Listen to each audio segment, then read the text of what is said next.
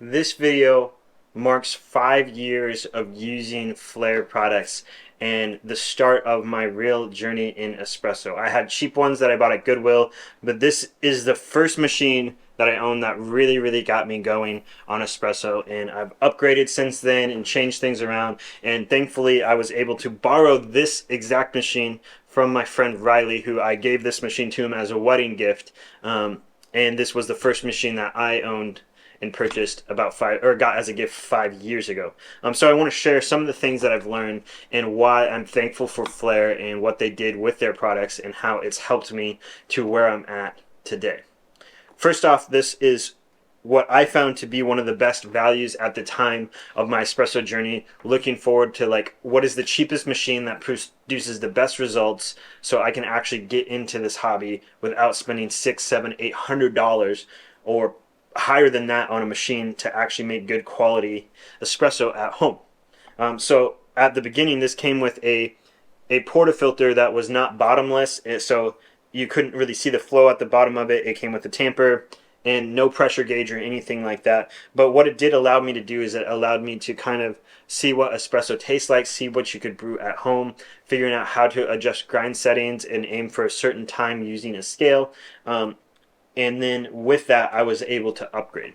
So even though I had this machine basically as it was, without a bottomless portafilter, without a pressure gauge, because FLAIR didn't have those at the time of purchasing this, I was able to start my journey at a cheaper price, and I was able to slowly upgrade through that process. And they eventually came out with a pressure gauge. I purchased that. They came out with a bottomless portafilter a little bit before that, so I purchased it, allowing me to see if I'm using my extractions well and tamping well and all that fun stuff. And then the pressure gauge allowed me to really explore more so than I ever thought. If I would have spent $400 to $500, or in other words, if I would have bought the Breville Barista Express, which was really high demand at the time and still is because it came with the grinder and every single thing that you needed, I wouldn't have had the privilege to really understand how to make espresso.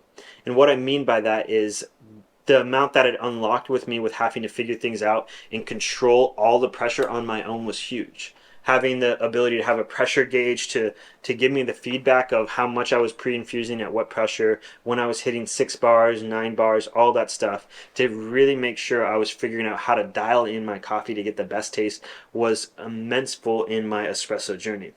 Going from there, I continued to upgrade, and I got the FLAIR Pro 1, and then eventually I switched to the FLAIR Pro 2 basket, and that allowed me to get a bigger dose of shot, and that kind of really started continuing on there until I found my first heat exchanger machine.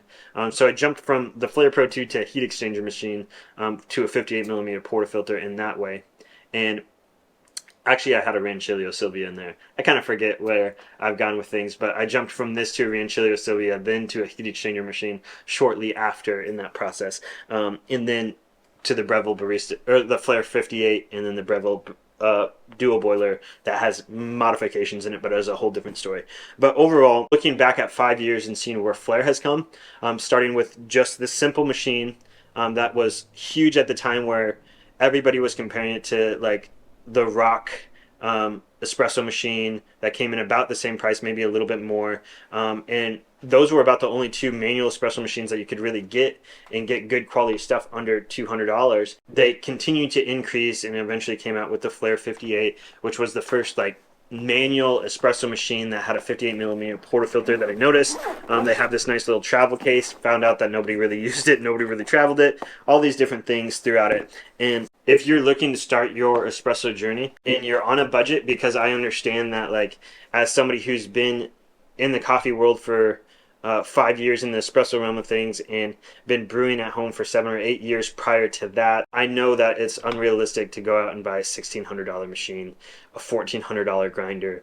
I know that finances are tough, that the economy is tough, but I also know that if you purchase a FLAIR starting out for your espresso journey, you can upgrade slowly over time as you want to. You can learn and grow with your machine. So you can start at one point and you can buy little things that are going to help you grow.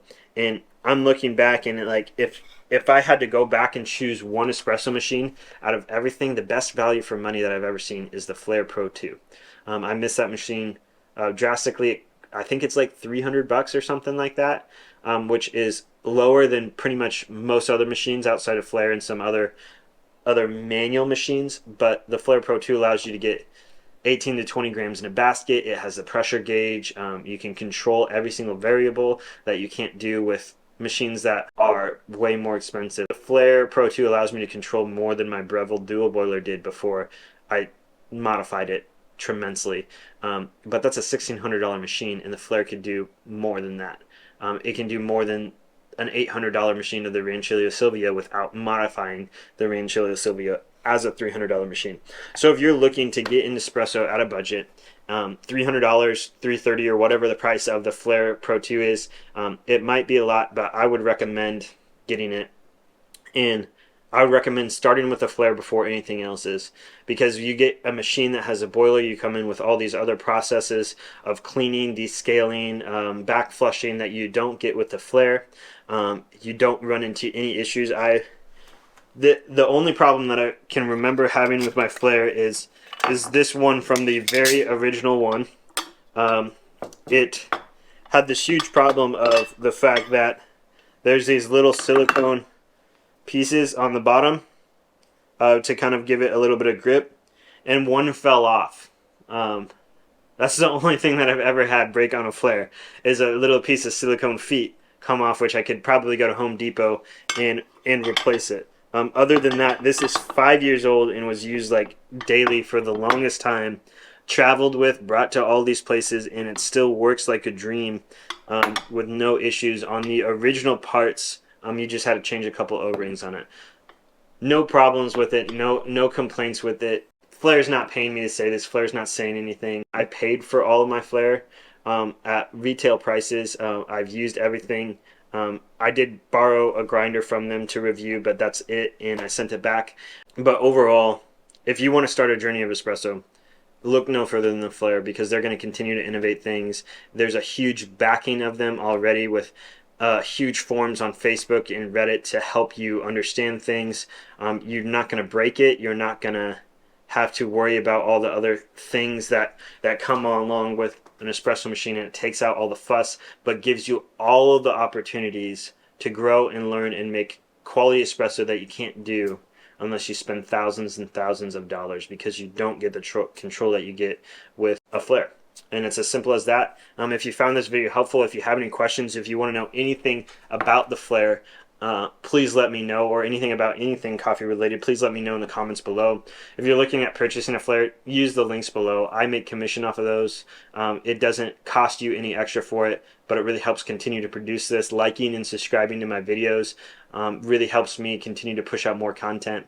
And I just want to say thank you over the 5 years of my journey and the few years that I've been doing YouTube. If it wasn't for the first video that I did that reached, I don't know how many thousands of views now, of this, comparing it against another FLAIR. If I didn't have that video and you guys didn't watch it and I didn't have this, I don't know if I would be where I'm at in this, and I don't know if I'd have the joy of, I don't know, I don't think I would be there if I didn't have this machine at the beginning of it.